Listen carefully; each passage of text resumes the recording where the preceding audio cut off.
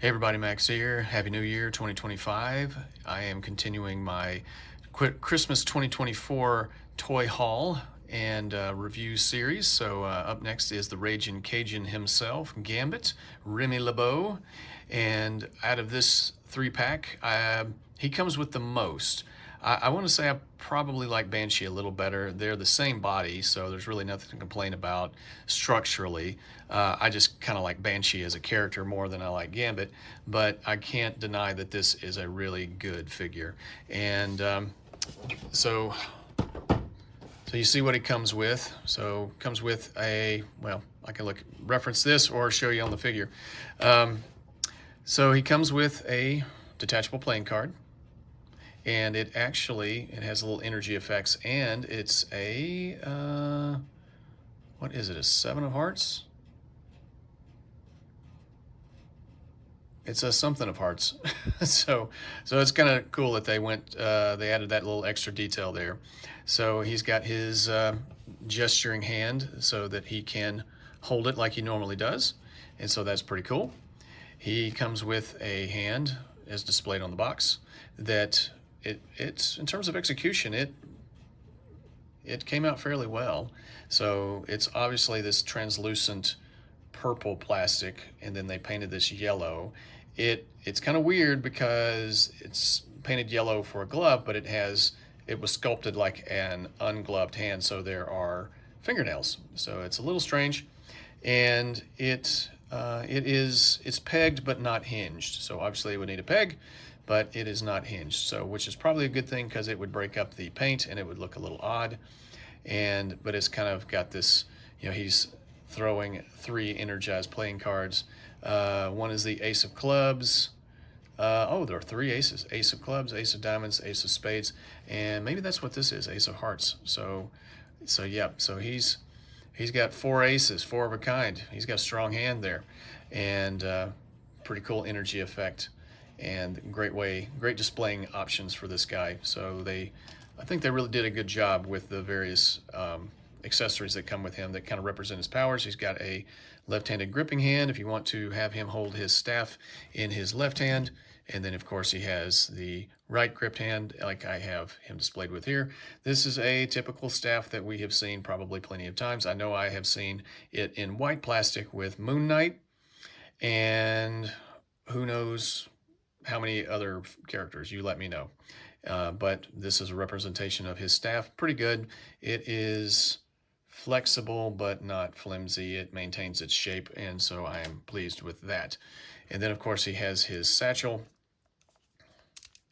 and it has pretty good detail on it. They painted some silver on the clasp and the buckle, and it's cast in this brown leatherish looking plastic. No wash or anything that I can tell, but it's got pretty good detail. I don't know if the camera's picking it up or not, but there's some nice ridges there and folds and everything, and it fits on his shoulders fairly well. So they recreated his pouch that probably is packed with all kinds of things for him to energize and throw and cause wonderful heroic mayhem with. Let's get him into a neutral pose here and talk about his articulation.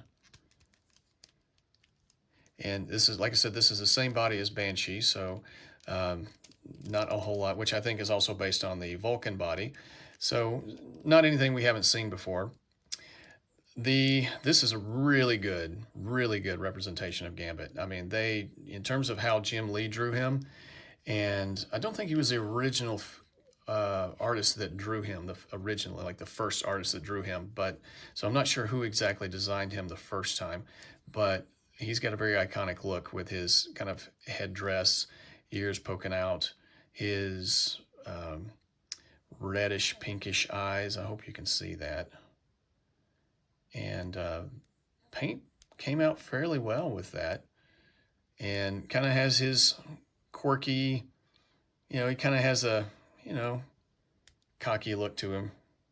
I think they captured that fairly well. So this is based on the Jim Lee art to the cover of X-Men 275, and I think they did a pretty good job here. I think the winner for this head sculpt is the hair. It really has a lot of texture. It's kind of got this action pose looking thing, windswept kind of look.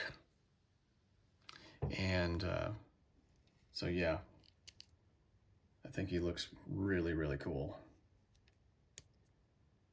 The paint probably could have been a little better right there, the black, just to kind of cover up that. But when you're looking at him straight on, it's not too bad. Yeah, it obviously could have been a little better, which I've said this in other videos recently, that what I'm seeing with Marvel Legends figures is paint issues. It seems to be the biggest issue. It's not quality of the plastic necessarily, or articulation, or manufacturing any issues. It just seems to be like the paint, just they do one pass and here you go, out the door you go. And so they get the digital face prints fairly well, but body paint, any extra, it just sometimes it's a little, like they put in the focus here, but everywhere else they kind of tend to skimp on a little bit. So getting into the articulation, let's zoom out a little bit.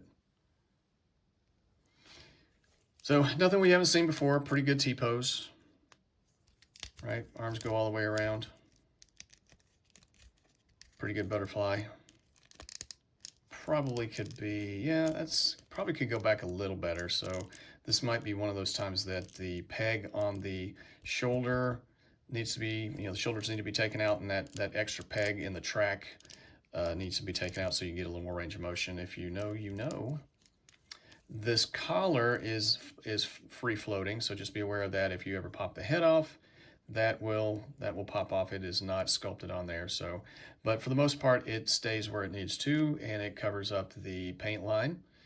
And so he's got good side to side, a little head tilt, not too bad. It's a fixed neck, but it has the disc hinge, and it goes back that far, which is not too bad. And then forward that far, which is pretty good. His neck looks a little weird when he looks down that far, but man's got to tie his shoes somehow. He's got to look down. So bicep swivel, like we've always seen. Double jointed pinless. We love our pinless. And these joints are a little stiff. I have not heated this guy up. I've actually had him for a couple of weeks now, and had him displayed and everything, but just now finally got around to being able to do a review. And let me pop his head off right quick. It's actually very easy to pop his head off. I just want to take this satchel off and then get his head back on. Forward bend, backward bend. Kind of looks a little weird, that gap right there going back. But waist swivel. The belt is free floating, but pretty tight on there, so it's not going to be, you can adjust it, but it's not going to be flopping around all over the place. And it's a solid, keep wanting to call it a ratchet for some strange reason. The ab crunch. Let's see. Wrist, woo, hinged.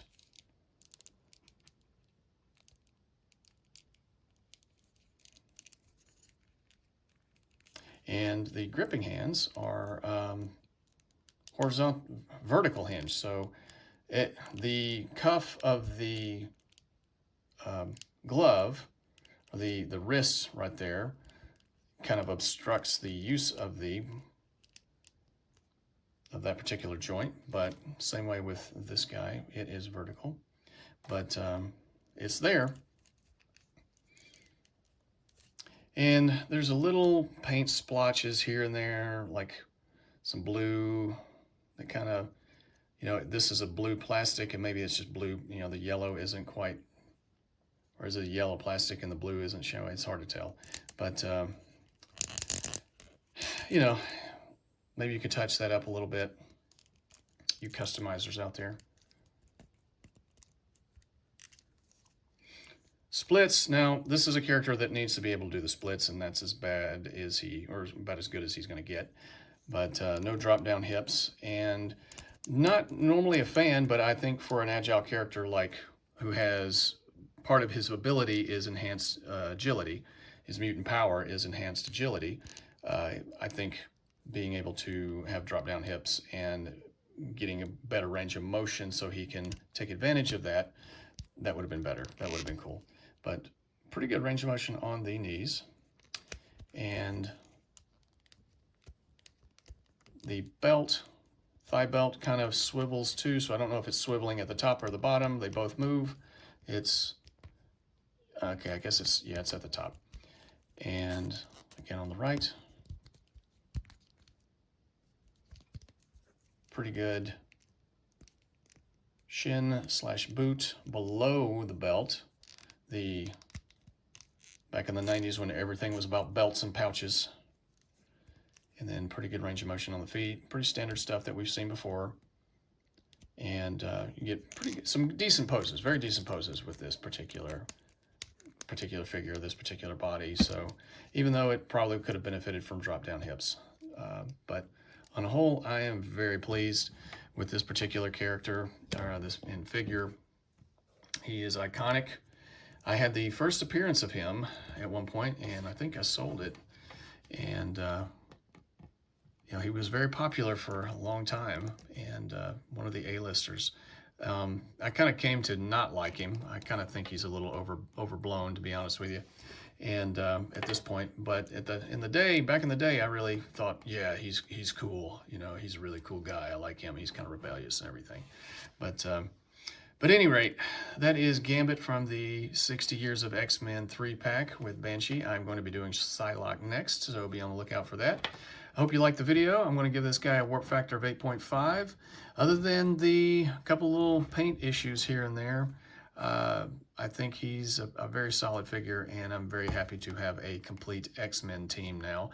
So be on the lookout for the other figures that go along. So I have Storm, Banshee, Storm, Forge, and Jubilee, and I'll be doing videos on those guys, and probably the Wolverine that came out before, I think, all of those other figures, if I'm not mistaken. Anyway, let me know what you think in the comments. Oh, he's down. Let me know what you think in the comments. Is this a pretty generous, fair review? Do you have this figure? Do you like him? You've been waiting to get him. It may still be on sale at Big Bad Toy Store for $40, and might be a good time to get it. All right, guys, take care of yourselves, and I will see you on the next one.